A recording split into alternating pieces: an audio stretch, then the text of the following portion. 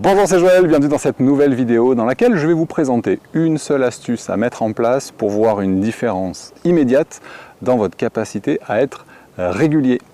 On va ici, grâce à une petite astuce, un seul point de focus mental, vous allez vous concentrer juste là-dessus. On va voir à quel point ça peut améliorer votre stabilité, le démarrage de votre swing, vous savez, la transition. Et d'une manière générale, on va dire votre capacité à répéter un coup tout à fait acceptable. Je vous propose de voir ça tout de suite. Alors je vous présente ici le départ du trou numéro 9, trou numéro 9 du golf de Barbaroux, dessiné par Pete Dye. Alors Pete Dye, il n'est pas très sympa, hein. Il nous a fait un tracé assez sélectif, très technique. Donc si vous avez envie de voir où vous en êtes dans votre golf, ou si tout simplement vous êtes un passionné des golfs, on va dire de standing, eh bien je vous conseille de venir ici à Barbaroux. C'est compliqué, il faut avoir une bonne connaissance golfique pour pouvoir réussir à scorer sur ce parcours, puisque effectivement vous allez avoir tout un tas de coups divers et variés, et donc une multitude d'ajustements à faire quasiment sur chaque coup. Alors l'astuce que je vais vous donner va vous permettre de neutraliser les deux erreurs les plus fréquentes que j'ai pu observer pendant toutes ces années de cours, que je peux observer aussi dans les ateliers Libérer votre swing naturel.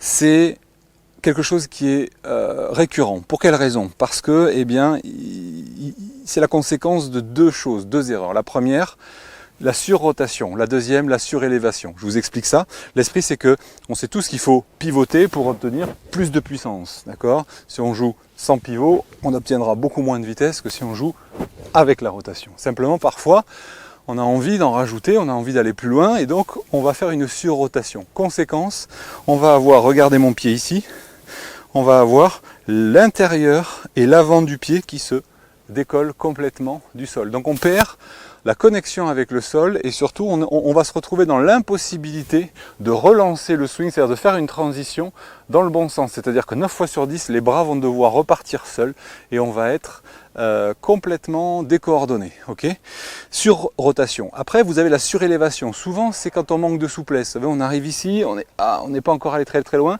Du coup, on essaie de gagner un petit peu en amplitude, on se relève. Conséquence, la même. L'intérieur et l'avant du pied arrière se soulèvent. Là, c'est la fin de la régularité. On perd en puissance, c'est une certitude, puisqu'on perd ce que j'appelle moi l'effet Pichenette. Je vous l'avais expliqué dans une série de vidéos sur la puissance. D'ailleurs, si vous ne recevez pas mes séries de vidéos, je vous invite à vous inscrire à ma newsletter, puisque c'est par ce moyen que je vous invite à voir des séries spéciales qui ne sont pas disponibles sur YouTube.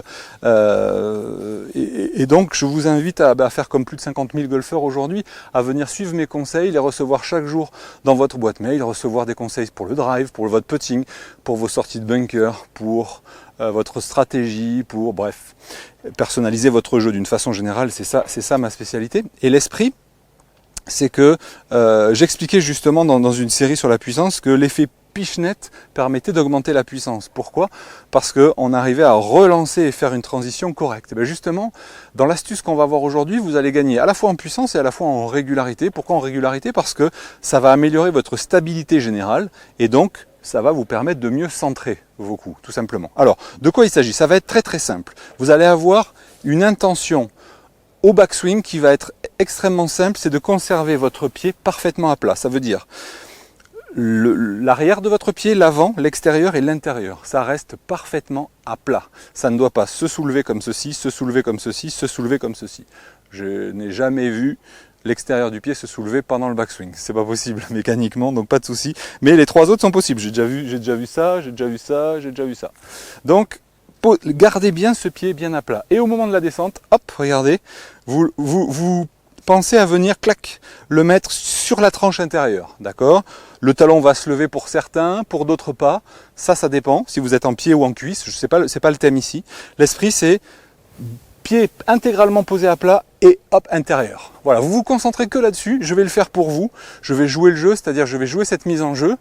Trou numéro 9, Barbaroux.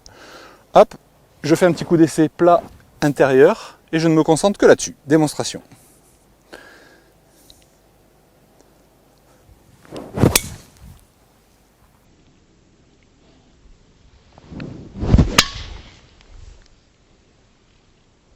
Et voilà, centrage parfait.